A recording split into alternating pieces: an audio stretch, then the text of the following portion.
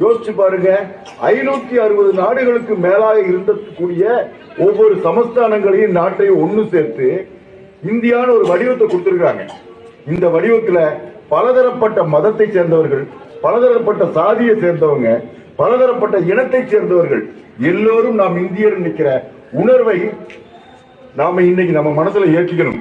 அது நம்ம பள்ளியில எனக்கு ஒரு மிகப்பெரிய மகிழ்ச்சியும் பெருமையும் பெருமிதமும் உண்டு.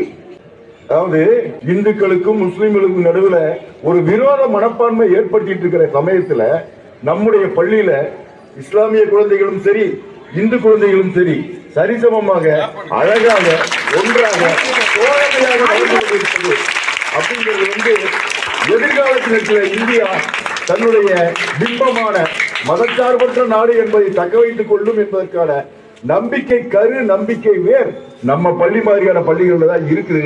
நன்றி, வணக்கம்.